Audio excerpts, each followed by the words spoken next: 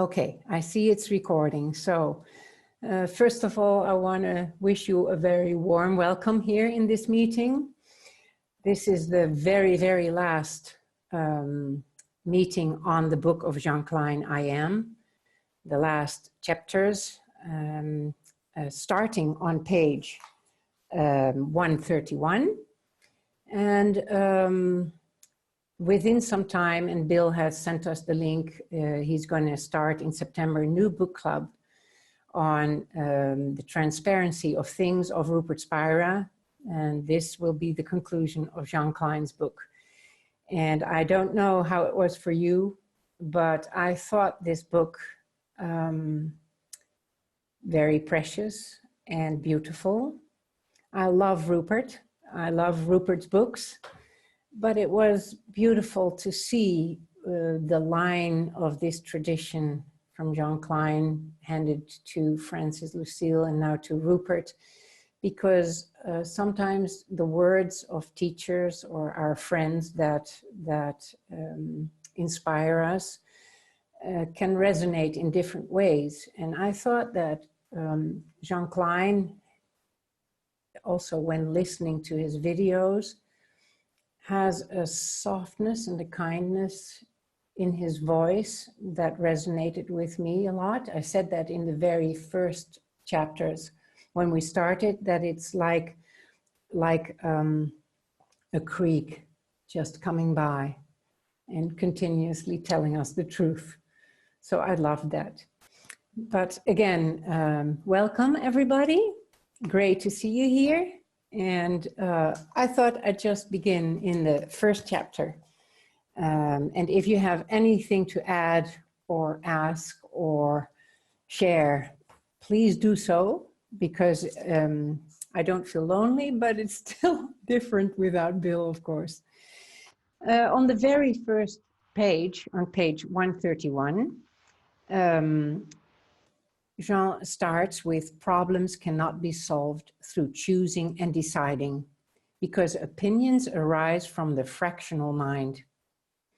And then that's how he starts. And of course, the fractional mind has opinions because the fractional mind is in duality.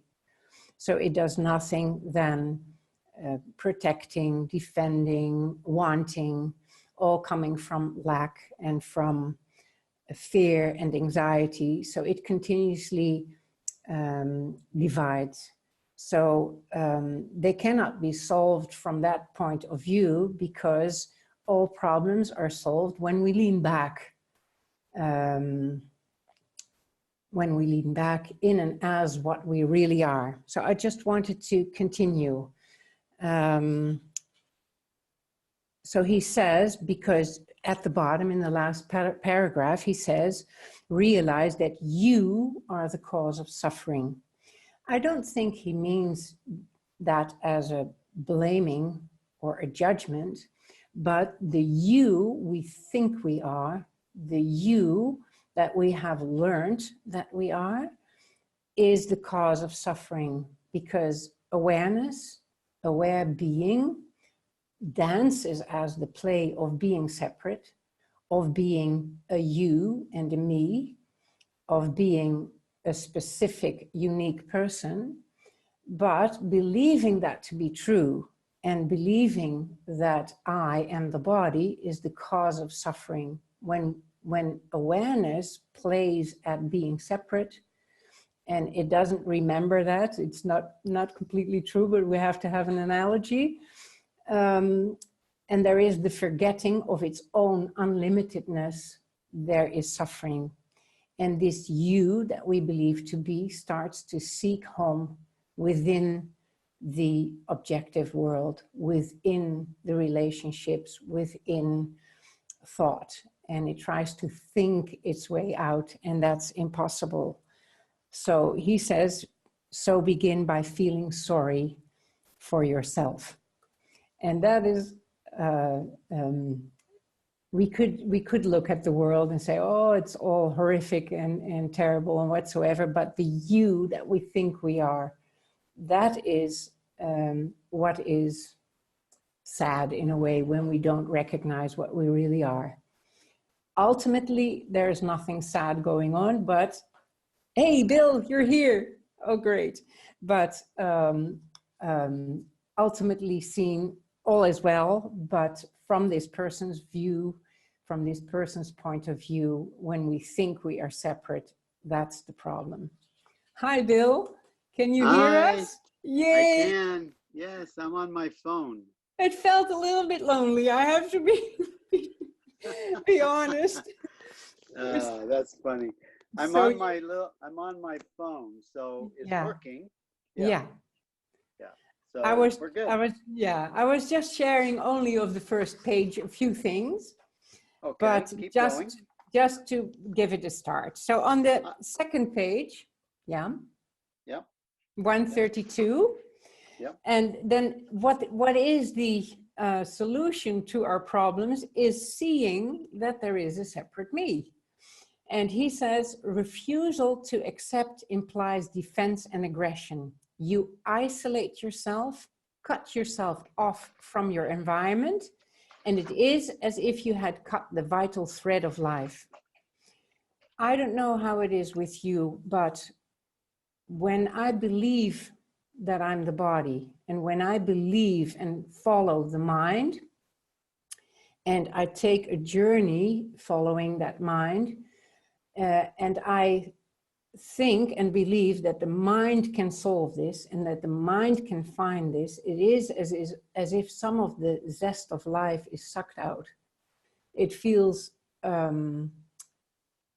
forlorn, alone. One is suffering the objective experience, but once we return home, then you can see what this me really is, and that it's non-existent ultimately. And he goes on about acceptance. And just a few days ago, when I was looking at acceptance, I realized that when I believe that mind is the one that needs to do the accepting, the suffering goes on, because that could happen in a way like neo-Advaita. Oh, this is the way it is. Oh, I'm suffering, but that's the ultimate arising and dancing as the suffering. And oh, there's nothing to do. And that is of the mind. That is a fatalism that he speaks of in this first chapter. That we think, oh, there's nothing to do, but that means that when we don't look into that, when we are not aware of just discarding it, oh, that's the ultimate dancing as fear and whatsoever, this sense of separateness, which is resistance. I mean, the non-acceptance is resistance, which is this sense of being a me, that keeps on living on when we're not looking, when we're doing acceptance. The I at the heart of the suffering, that idea that we are separate, is not discovered. So it needs to be seen. And he says, acceptance is our inherent state. Non-acceptance is artificial, on the top of 132. It's fabricated. We do not need to force ourselves to accept, but simply recognize this fact. If you see this non-acceptance clearly at different moments of the day, you will be outside the process. The energies thus fixated in non-acceptance or dispersed in various methods of escape will return to the source. So it's not a matter of the mind working hard and finding and fighting and discovering and whatsoever. It is always I awareness bringing the insights, just railing ourselves this me idea in again. And we only have to be aware of being aware, and that is what we are, to see these mechanisms of this belief, of this idea, of this concept that I am the body and I am Anneke and I am separate. So by leaning back, by knowing what we really are, we can see these mechanisms clearly. And sometimes we explore them, or sometimes we just abide as what we are. But both make very clear what this me idea is about and what these concepts are. Somewhere in these chapters, he says, an apple is not an apple. He doesn't mean that when we taste an apple, that the sensation apple or the experience apple is not real. And ultimately, we can see that biting into an apple and tasting the apple is made of the very same aware being that we are. But the word apple does not describe the sensations that are directly experienced when eating it. And that's the same like body. We have learned we are a body. But when we look into what a body is without referring to memory, when we close our eyes and we sense this feeling, these energies, this dance of sensations, and we check, is the skin the limit to this body? Can we feel the edge of the body and the space around it? We can discover out of our own direct experience that the body is made of being and that it's all one unlimited, immeasurable field, so to say, of being. And that's what he speaks of in this chapter. And he says in the next paragraph, fear comes from memory. It is an object too, because fear is learned as a word, a name. Because I sometimes walk alongside the river and then I think, what if I would not know any name? Nothing. I would not know sky, cloud. I would not know if this sensation is called anxiety or joy. What if I would not have any words or names? What would I experience? And then I can discover, like Andrea said a few times back, that everything is made of silence. Everything is being. Everything is aliveness. So, yeah. Yes. Can you hear me okay? Yeah, loud and clear. Okay, good. Yeah, I love what you just shared, and at the top of what Jean Klein said is in answer to the questioner. Yeah. He says to simply recognize the fact, and the recognition is where everything lies. Yes. It's in the simple recognition and that pause of what he says is our natural state of observing. Yes. Where the in that recognition we simply are. We simply know the self to be. Yes. Yeah. So he calls it listening or knowing being or being attentive. So and even acceptance is another word for listening or knowing being. Yes. So it's the recognition of our true being. And as that, we can see our mechanisms and our beliefs and explore them, or just rest as that awareness, and they are revealed to be made out of being. So there has been a period that I did not want to explore. I was sort of, maybe the mind was pushing it a little bit. So I thought, well, what if I just abide? Let it make itself clear. And that happens. But exploring is just a cooperation. So yeah. And later on, I don't know which chapter it describes this, but Jean Klein says that the inquiry is the maturing process. That inquiry is he gave a question. Is it the inquiry that brings I remember is it the inquiry that brings the understanding, about, or is it the understanding that brings the inquiry. And he says it's the inquiry that really I brings have it right here. I was maturity. looking while you were talking. Okay. 147. Okay, let's Does go to maturity come from inquiry, or does inquiry come out of maturity? that. Yes, yes. Maturity comes out of inquiring. Inquiring is natural to us. Look at babies and young children. Unfortunately, society and the educational system do not foster this inherent exploration, and the child often becomes bored.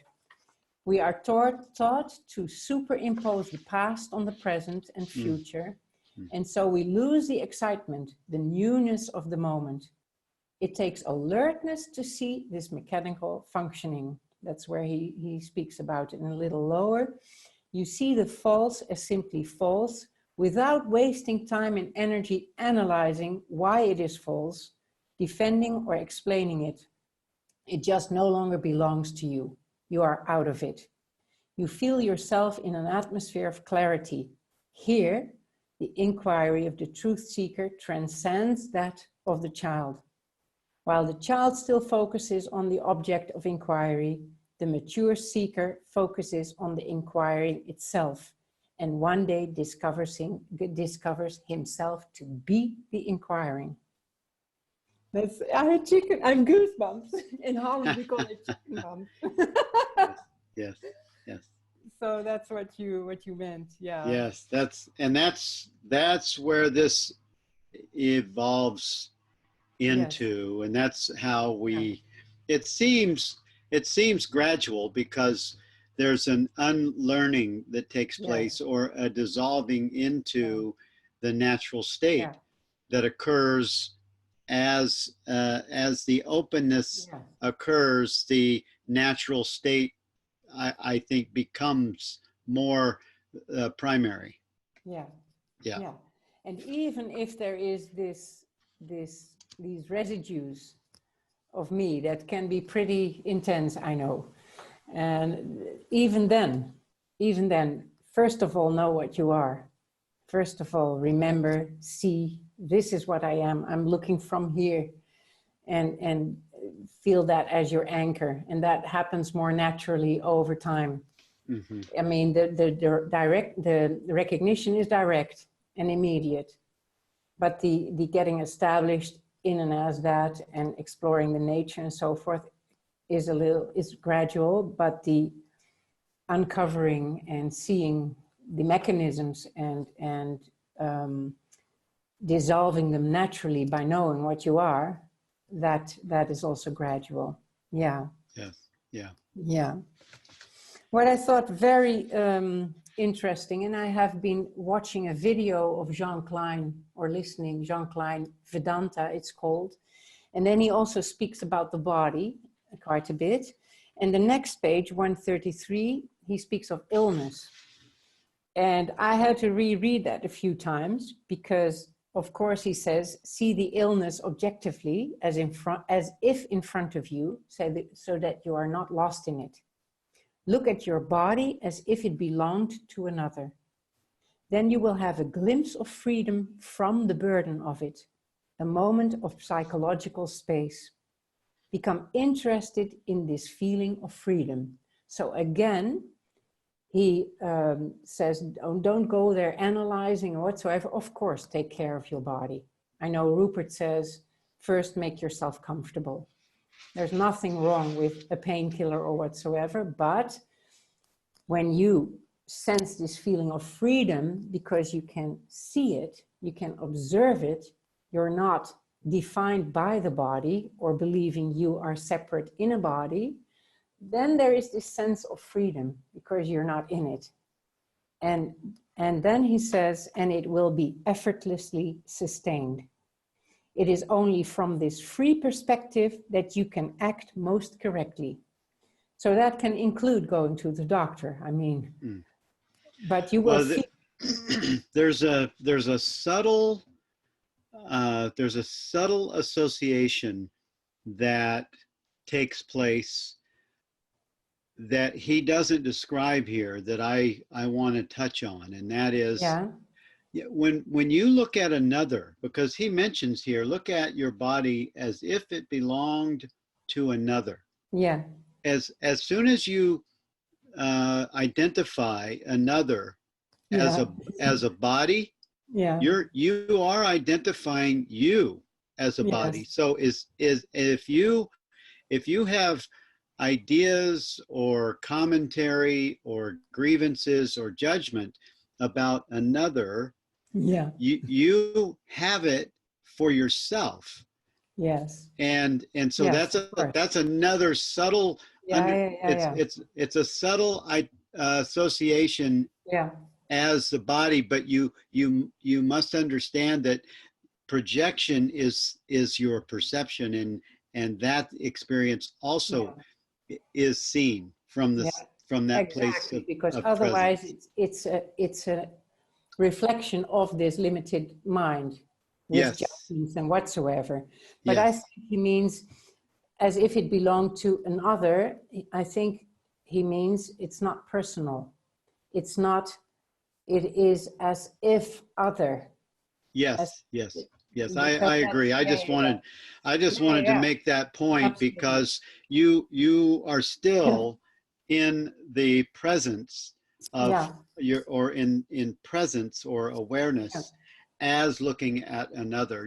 You're not separating them. You're also including that from the perception of awareness.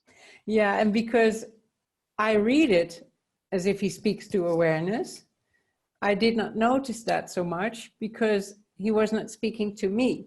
This me idea, you know what I'm saying? Yes, because yes. As when we believe he speaks to this separate person idea, then as if it belonged to another, well, then there could be judgment or whatsoever. Yeah, very true. Yeah.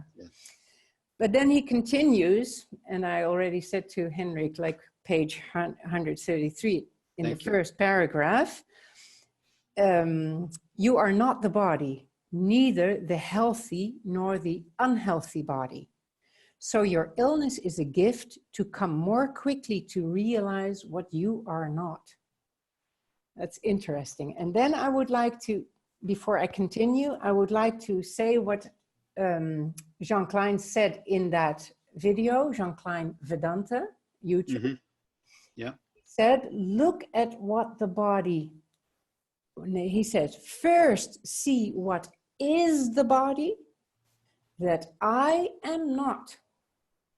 And I looked at that sentence a few times, because when you first see what is the body, then he speaks later on about weight. Does this body weigh anything? Is the body limited? All these ideas we have about what the body is. So first see what the body is, what I am not.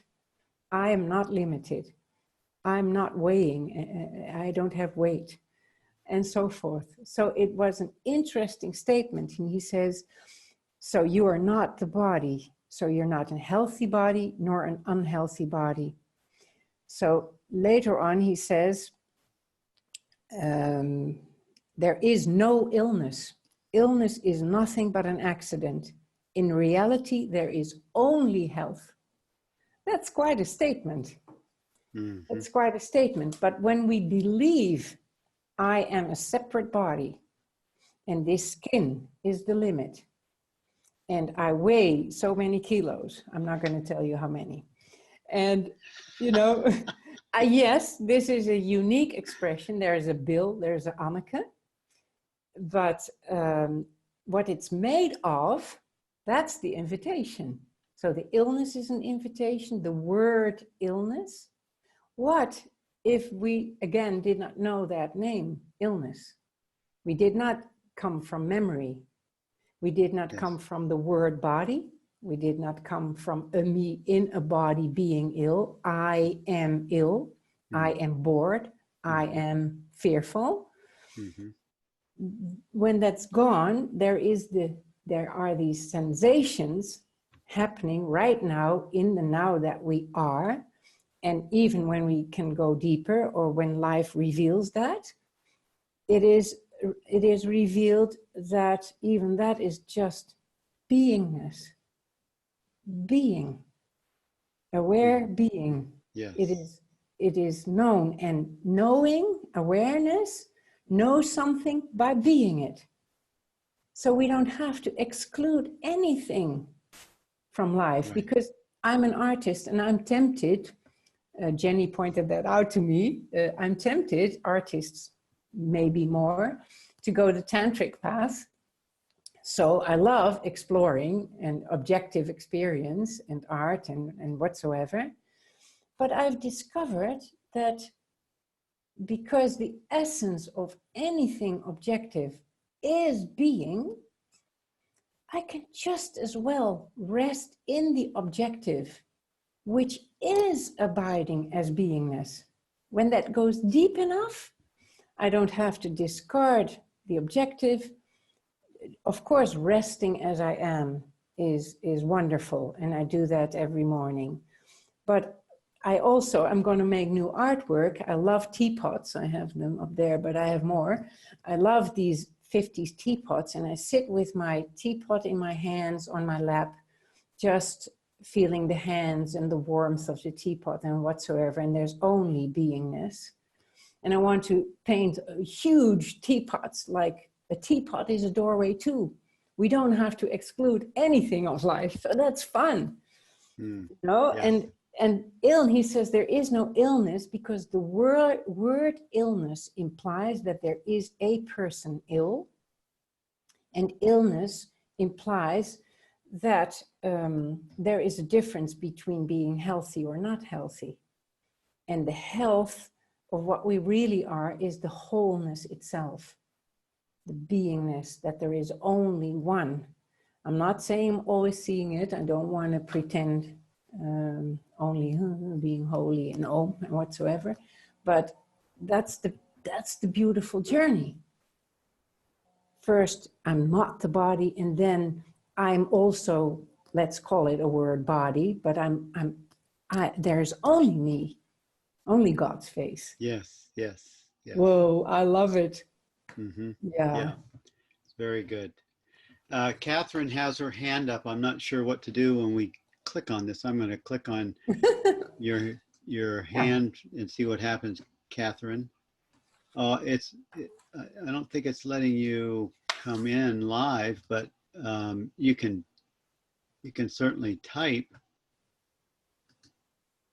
I just want to mention that the new meeting that I put the link in to register.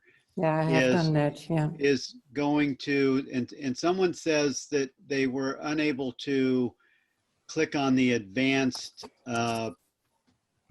button. I'm not aware of an advanced button, but I am aware that if you scroll down on my link that I sent you and go to the bottom, you can register. I registered. I saw that Anneke did, and James it was a bit more complicated than last time, because I had to register with my email address again, and there was some more work to it. Right, right. Well, I just want to mention that the new platform, we're going to try it. We're going to try it out and see how we like it. It's going to have everybody's video like Rupert. In the experience. So we're going to see how that works for us. And I hope it's going to be like a better Rupert's experience. Rupert's webinars, you have all the attendees. It'll be a little bit different from that, because it'll be on this platform and it'll have all the videos right here. So I just want to mention that. Could I read? Sorry. So, well, I'm not sure what with a remark. I'm not sure what Catherine's what you have your hand up for, but if you can type it on the board, then we can read it. Oh, she says, when I am agitated, I now know I am not that, and let it flow through without judgment. This has brought less agitation because I don't mind when it happens. This practice, this understanding frees us from our own suffering, because we're not so attached to the object of experience. But what I've also noticed, that sometimes there are reoccurring themes reoccurring. Let it Yep. flow, let it flow, let it flow. Sometimes it asks for cooperation and to see on whose behalf that is happening. Yes, yes. Yeah. And that's the inquiry. That's where, as you were saying a few moments ago, the inquiry is to accept and notice. And sometimes you do go into the inquiry that is asking on whose behalf is this occurring, so that you can, it really causes you to step back in the inquiry. Yeah. And then I would like to address, Monica says, I have a paralyzed right foot as a result of the removal of a large brain tumor. I'm reminded every day that I'm crippled. Yes, and I'm sorry for that. I mean, there's a lot one could say. I have chronic pain since 20 years, actually. And there's some few things in my body going on. That doesn't mean we are like a neo-Advaitist saying, oh, there's just a crippled foot. Oh, somebody is hungry. Oh, you know, I mean, that's not about that. It's about knowing who we really are and exploring the reality of our experience, but taking very good care of our body and of our system, and being loving and kind towards that. Yeah, no matter what the condition. And as Monica, you say that you have, the body has a paralyzed right foot as a result of the removal of a large brain tumor. And in the whole experience that we're describing here is no matter what condition the body is in, that you have an understanding that identifies yourself as not that, but that which is aware of the experience, and that which includes the experience of Monica as body. Right.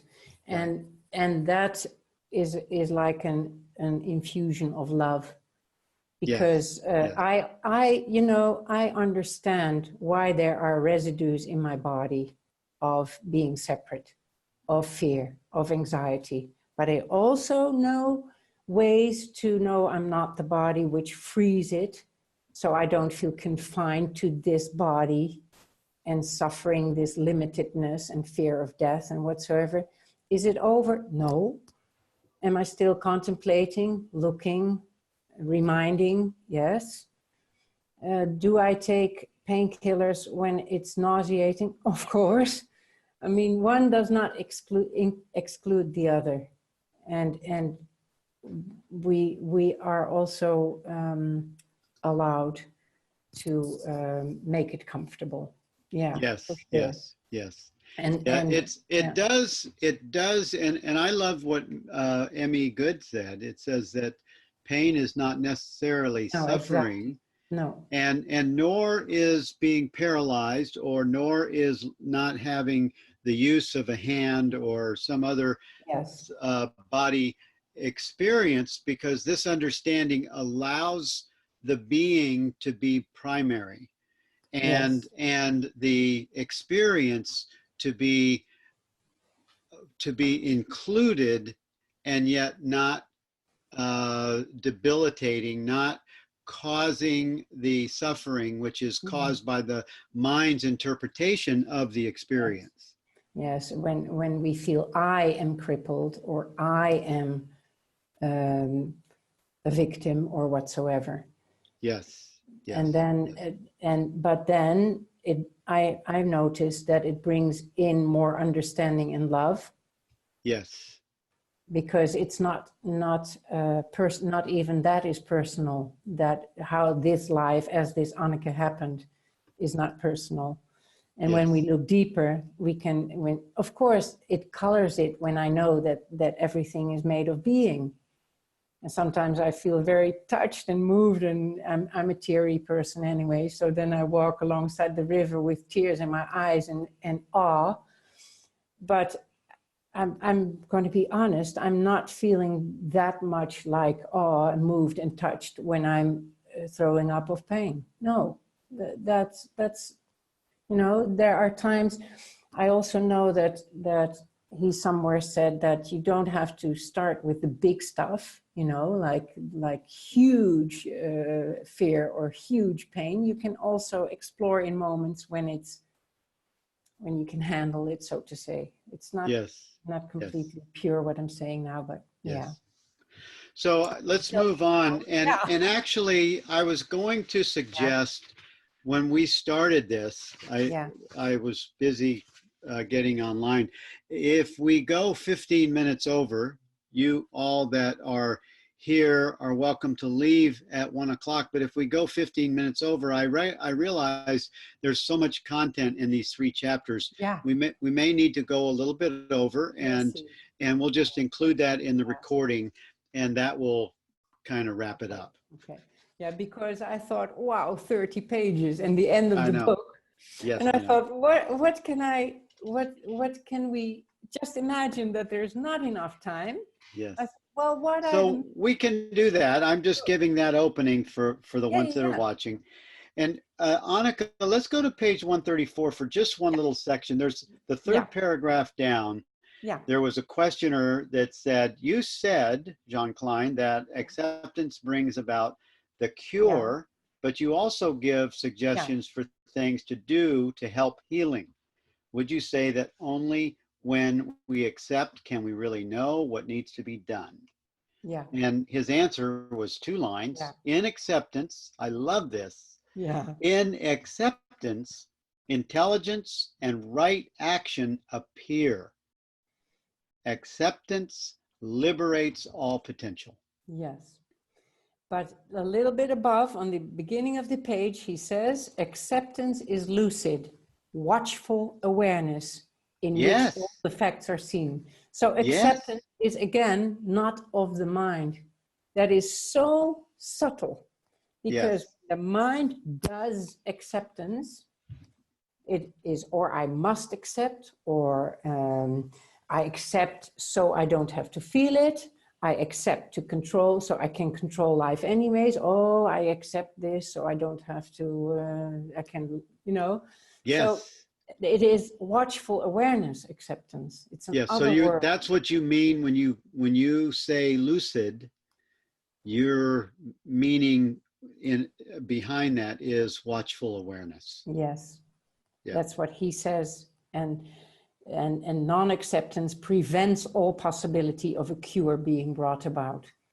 I noticed when I sit like that in the morning, just abiding, and sometimes I say thank you prayers, just saying out loud what I know the truth of. That's what I mean by thank you prayers. It is a miracle what pops up.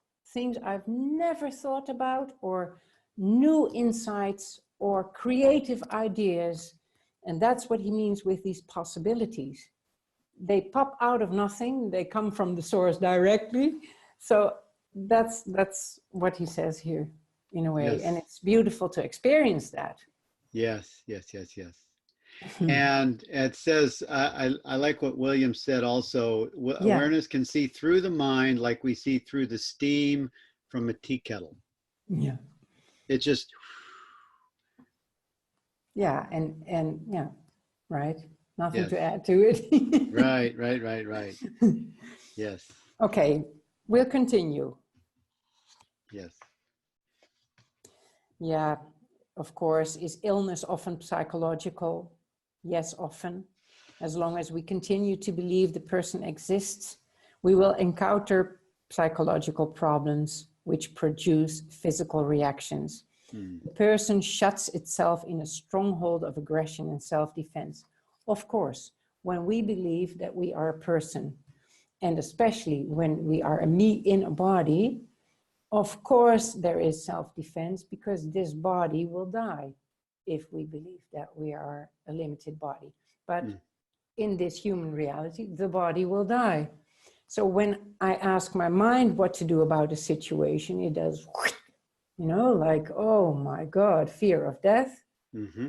And when we lean back, other possibilities will arise, which does not, again, exclude medical care whatsoever. It's not some state. It's wisdom from source. Yeah.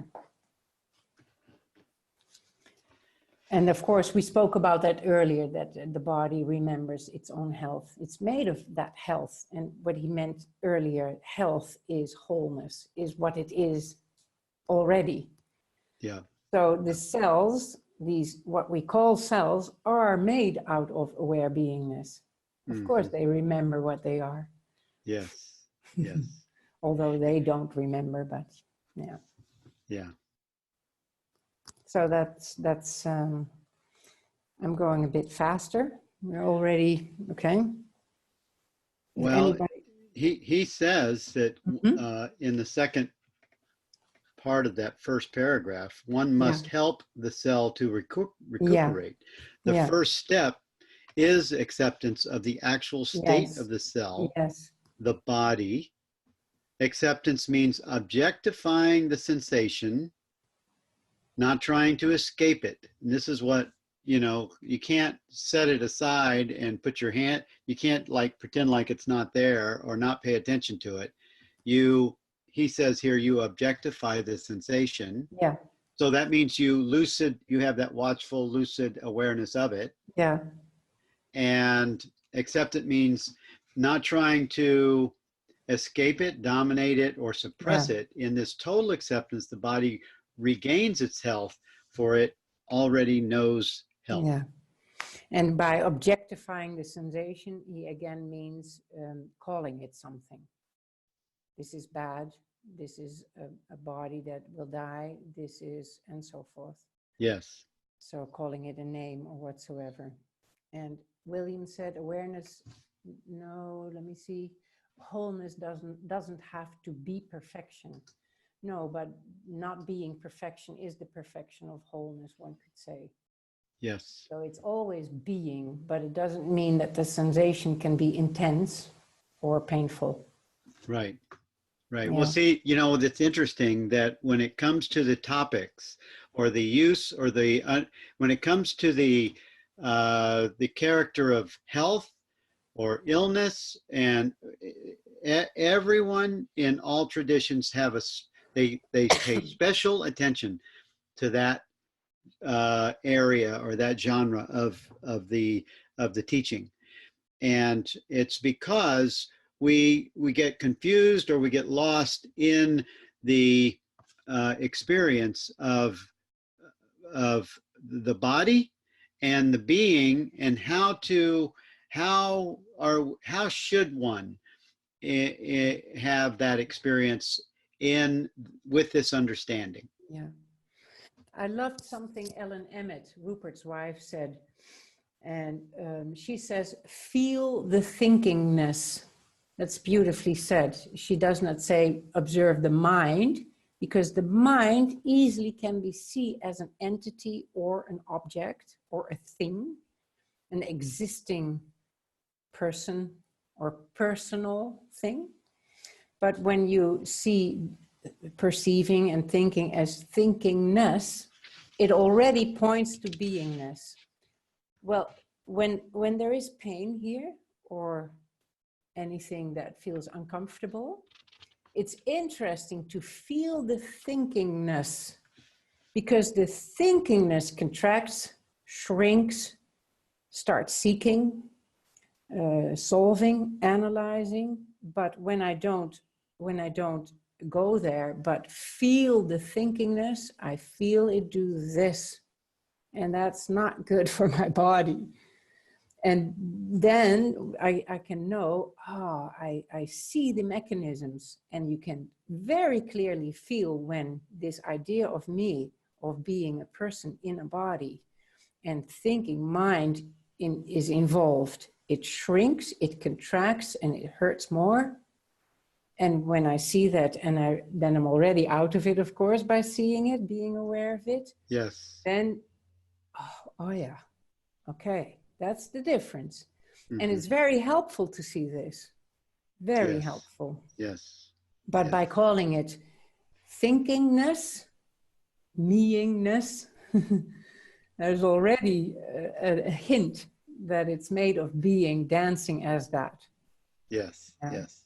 and not personal. It's interesting that, I mean, there's such a subtlety to not being the object of experience, and also being and allowing the object of experience to be what it is. Yeah. It's like, what? It's like, put my mind around that.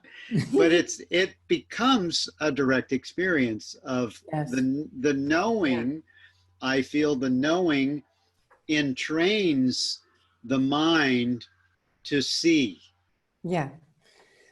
But what I also would like to add to this, it's a few pages ahead, but just in between, on page 137. Yes, let's go there. He speaks about that we can only live this pure presence, which always is. It is an abstraction as long as you do not live it. And that's also a little bit what neo-Advaitists and whatsoever can do. Oh, there is no one. Oh, nothing to do about it, and so forth. Discarding it and putting it down in a way by non-dual sentences, words. But when it's a lived experience, when we know that, oh, I am, and I know that I am, and I'm unlimited, and I'm always here, and I'm being, and it is now, and it is timeless. When it is a lived experience, then it's no longer an abstraction. And then we can speak like this. Yes. Otherwise, it's mind stuff. Yes. This is one who has released itself from the personal self. Yes. From the idea of being personal. Yes. Yeah. And this does require contemplation, inquiry, and then you become firmly established in that knowing. Yeah. The first recognition is direct. Nothing is needed for that. No, not a quiet mind, not solving the health issues, nothing. Right. No matter the circumstance, we can know that I am, and I know that I am. Yes. Yes. And this awareness is always here. And then the contemplation and the reminders, the questions, in what way you can remember, oh yeah, I'm here right now. And I'm here now as well, no matter what. Yes. That's yeah. Yeah. I would suggest that others go back and read page 136 from again, and then I feel that we should turn the page and go to chapter 18, what we call the self, because we're running out of time. And big time. So on this page, I want to hear what you have to share on this page. Not much, Anneke, because I just read it and said yes. Not exclamation marks in particular for me. Well, I'm going to pick up on the last 4 sentences of the second paragraph, where it says, true joy is not linked to outside circumstances. It flows directly from the self. You will be convinced of this if you become aware of these moments of calm experience before fear and desire take hold. Yes.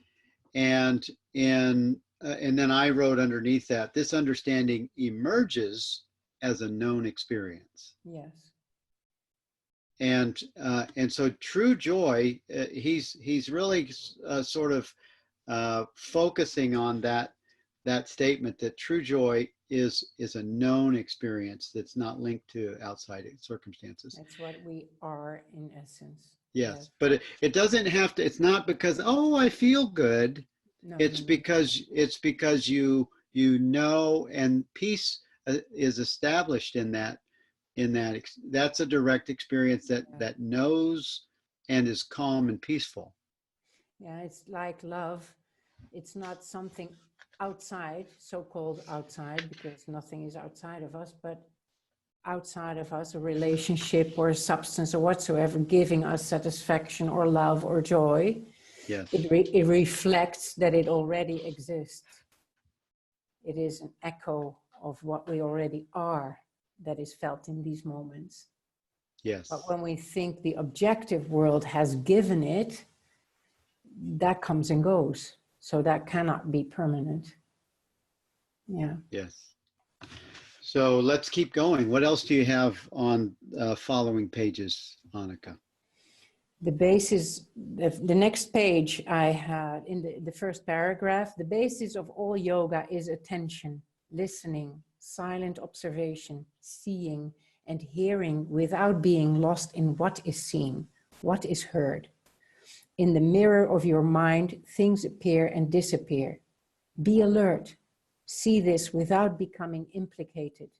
Then you will discover yourself in this permanent observation and you will find peace and security. Yes, yes, yes, yes. So oh, I can read on. Well, I like that statement that you just said, that this focus that says, see this without becoming implicated. Yes. That's an important statement right there. Yes. So that's why I had some exclamation marks right there. Yeah. Yes, yes.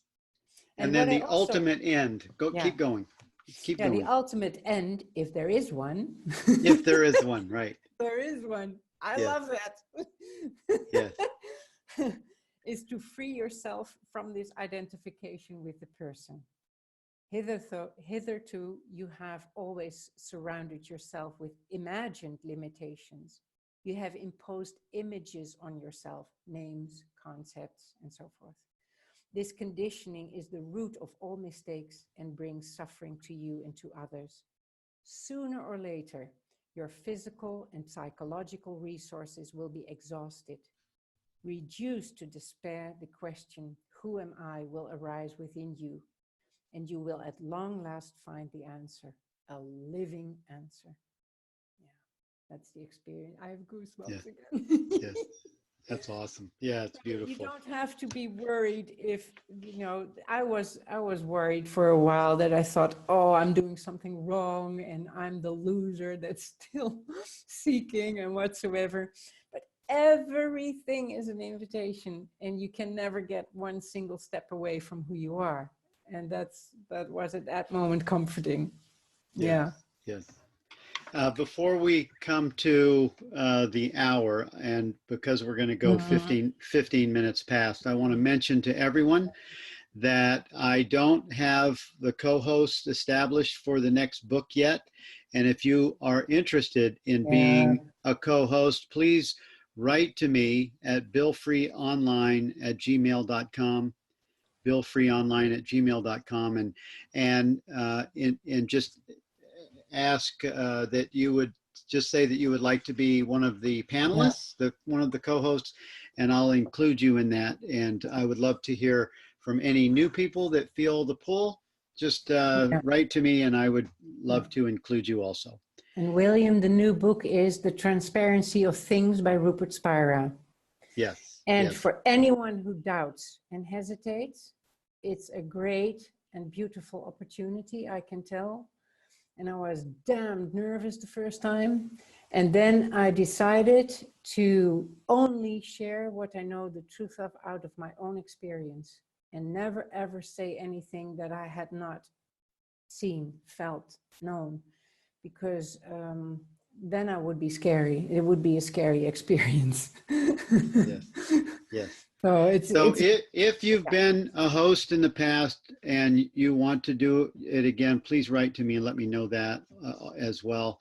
And I just appreciate the variety of facilitators and co-hosts, and no one Rupert, of course. Rupert, we'd love to have you come in and join us. Or Ellen, I'm going to send a request for Ellen to join us sometime. I would love to have her come in. And now that we're back into Rupert's books, he will probably post it in his newsletter as well. But I didn't ask him to post this book because it's not he's not the author. But anyone else that would like to join us in that way, please feel free to write. If you want to have me again, I'm in. Thank you. All right. Well, send me an email anyway, please. Yeah. Okay. So good. it says at the bottom, he starts to get into deep sleep state. Oh, yeah. And I love his expression and giving us some insights into that deep sleep, because I've often wondered, you know, when you drift off and you feel so good when the body has a little bit of a cat nap or even a longer period of sleep, and how rejuvenating that is and why. And it's because the mind is turned off. Is turned off for a little while. And I just love at the bottom of page 141, he says, where the questioner says, are you conscious during deep sleep state? And he says, the question shows a fundamental misunderstanding. Consciousness is not found in any state. Deep sleep is found in consciousness. Yeah. And then he says, the experience of deep sleep is a profound reminder of our being. Yes. Yes. Because it is without ego, not in subject-object relation. Yes, yes, yes.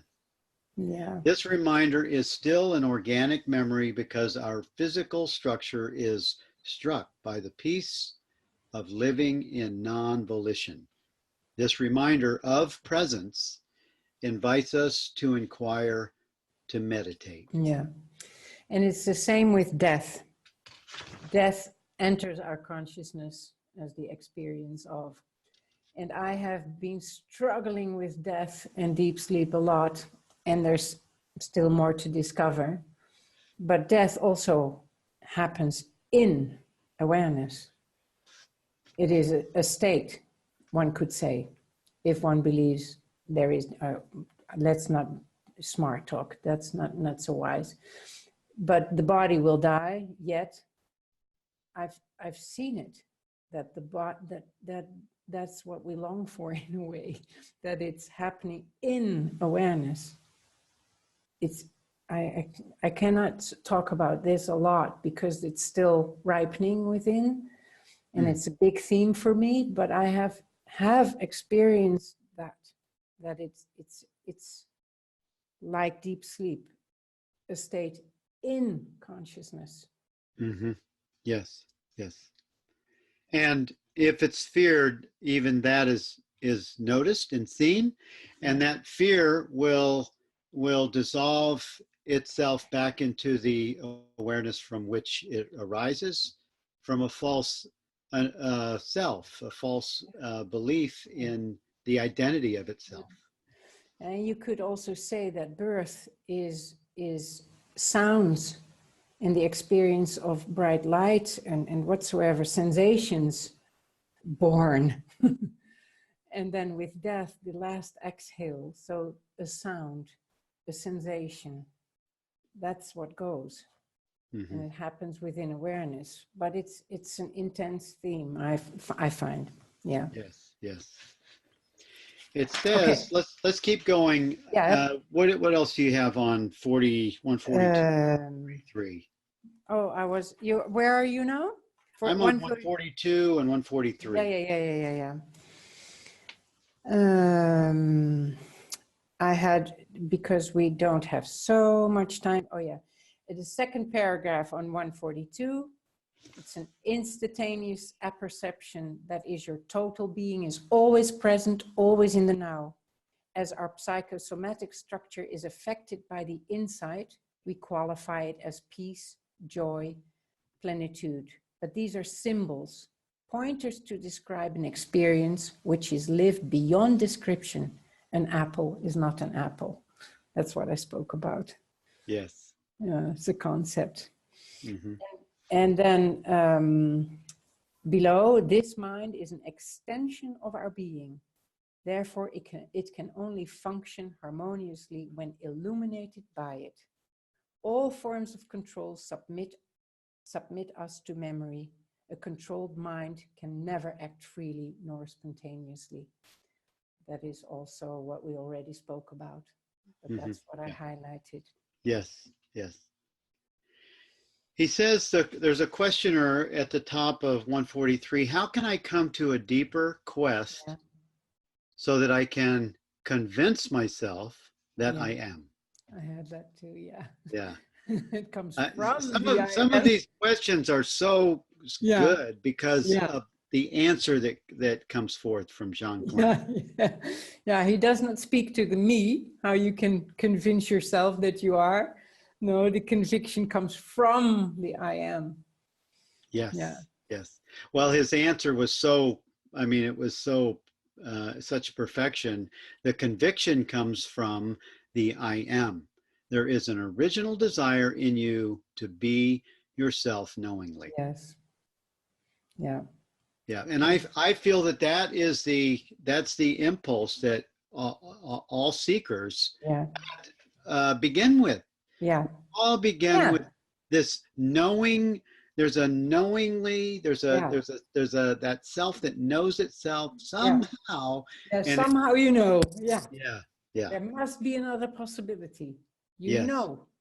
Somehow, you know, you seek, you look, you turn every stone because it must be possible. You have an innate feeling like there must be freedom or what's yes, there must be an answer. And I remember even before I knew anything about religious things or spirituality, when I first found religion, I went, oh damn, this is what I was supposed to be doing. This is gonna save me. This is gonna make life better, right? So it was looking for a better way. It was looking for a way for this world to work for me. Yeah. Well, when I was a child, I nearly drowned, so I already had seen that I'm not in the body, and the body was fighting within me to breathe. And when I surfaced and was rescued, I was in the body again. So there had to be some clue. But of course, as a child, you're not an adult and you can't describe and you forget, and the upbringing in society. But it was a matter of life and death at a certain moment. Like, I have to know, I have to find it. Yes. Yeah. Well, I just want to take a quick pause because we're past the hour. And thank you everyone that you've decided to stay. We're going to go till 1:15 for those that are staying. And we have a couple of really good questions on the board I would like to give attention to. And if there's some content that Rupert has in his library, maybe we can post that on the Facebook group, but we'll see what we can do for answering this. And I really thought it was a good question. Okay, so William got his answer to the new book, and thus is a beautiful offering. So, okay, we're talking about the new host. The new hosting. We cannot live without deep sleep.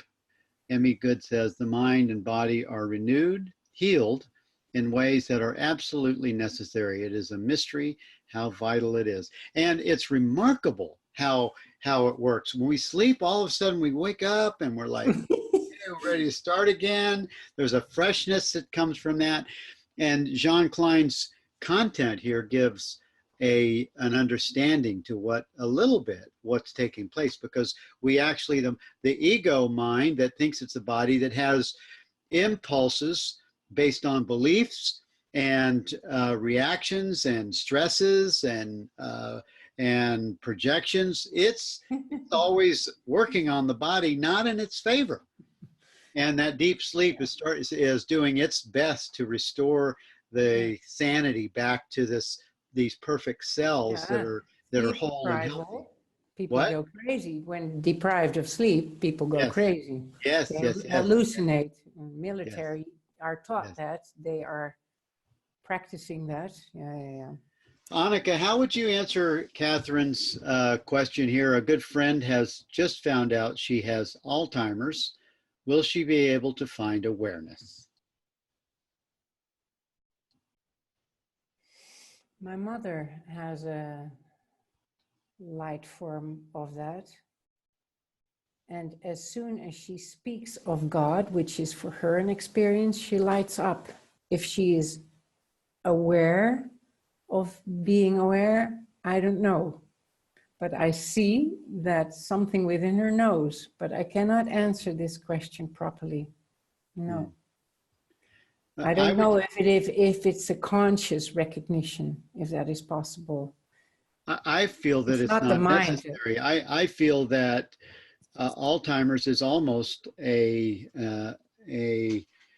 return to, a return to the natural state. I feel that because the only thing that's losing its mind is what we're not.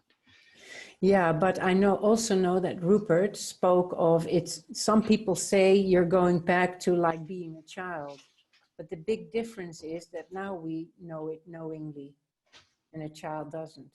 Yes. So if somebody with Alzheimer's is returning to that childhood state, so to say, is it a conscious, that's what I wondered, and that's why I say I cannot answer the question. Is it then a conscious remembering? Yes. That's a good question for the expert. We'll have to ask Rupert. Yeah, in a webinar.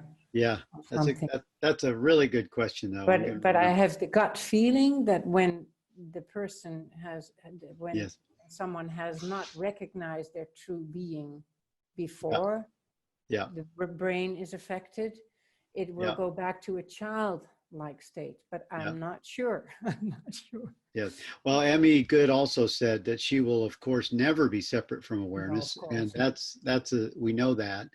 Her limited ego may be gradually lost, but is that a blessing or a curse? That's what I was talking about. Yeah, me too.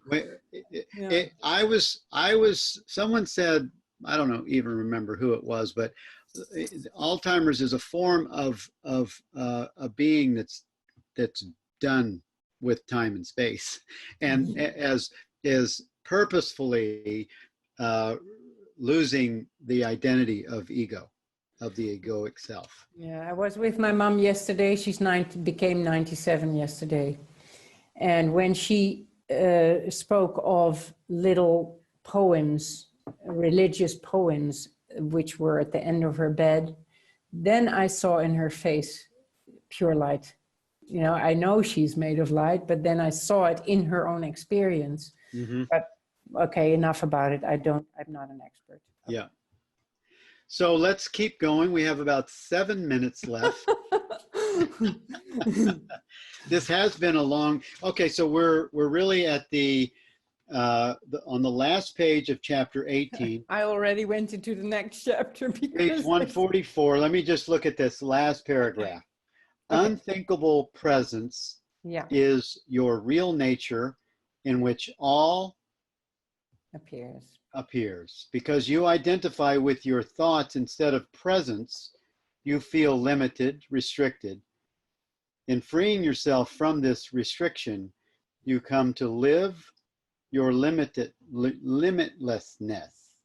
Then everything that happens in your life will have new meaning. Yeah. And I wrote under that, living in our wholeness. Yes. So, and I feel that's what we're doing right here. I feel that we are living in our wholeness, and we are gradually rising up in our understanding to live more and more and embody the consciousness of our own being. Yes. And the new meaning is not like I, in the very beginning, thought everything is becoming transparent. I'm always in a state of pure bliss and joy and whatsoever. But the new meaning is that you see that everything is made out of itself. And that does make it lighter. It colors the experience the way it's experienced. Yeah. Yes. Jenny, thank you for that comment on Alzheimer's. If you have a friend with Alzheimer's, the best thing you can do is to be knowingly yourself in, wait a minute, where did it go? Knowingly In her presence. In her presence, that will transmit itself to her. Yeah. And if you have been diagnosed with Alzheimer's, then use the time you have to explore what you really are, because that will show you the source of happiness, which can never be lost. Yeah. Yes. Great. great advice. Thank you, Jenny. And we are on 19. We have 5 minutes left. Where are we going to go? Let me see. I have a few more extra. Oh yeah. On page 146. Okay. Somewhere in the middle, it says, it is from this awareness that statements arise such as, I slept well. Consciousness is its own light. It does not need a vehicle. Objects, on the contrary, depend entirely on consciousness. They could not otherwise be perceived. Consciousness knows itself by itself. Because some teachers and some not traditions, but some people think that consciousness needs the mind and the body to know itself. Yes. But its consciousness needs a body and a mind to know the world, to know experience, human experience, so to say. But to know itself, it needs nothing. Right. That was important. Yes. That's very important. Yeah. Once we clearly recognize this truth, we are freed from our mental framework, and the true I knowingly reveals itself. Yes. Yeah, and the question, who am I, springs from the I am. It's like King Lear, played by John Smith. Yes. It's not, it's John Smith pretending to be King Lear and pretending to return home. But it's all along, it's awareness itself. Yes, yes. And I don't think this can be too often noted. Yeah. Because it is a return to the natural being. It is a return to this understanding, is the return to the natural state of being, from which everything occurs. Yeah, but it is seemingly, it's a play of forgetting itself and remembering itself, but it's all along. There's only the face of God. There's only beingness. And when we are, discovering that, and that's widening and opening and deepening, that we see, oh, that's being too. That's being too. Yes. That's last statement. There's a question on page 147. It says, if we cannot proceed towards understanding, how does it just happen? Yeah. Any form of exercise is bound to a goal, to a result. But this is an obstacle when there is no goal to be reached, since what you are looking for is here now and has always been. When the mind is free from all desire to become, it is at peace, and attention spontaneously shifts from the object to the ultimate subject, a foretaste of your real self. Be vigilant, clear-sighted, aware of your constant desire to be this or that, and don't make any effort. What you are is without direction, so all direction takes you away from knowingly being what you are. In this letting go of all trying, time no longer exists. There is no more expectation. In the absence of name and form, what room is there for fear and insecurity? When there is no projection, there is the forefeeling of wholeness. Oh, nice. Yeah. Very good. Yeah. Do you also feel that when you read it, then you are it? Yes. Yes. Yeah. Well, I think that's it for this book, everyone. Thank you all for joining with us for I Am. This was a great journey for all of us.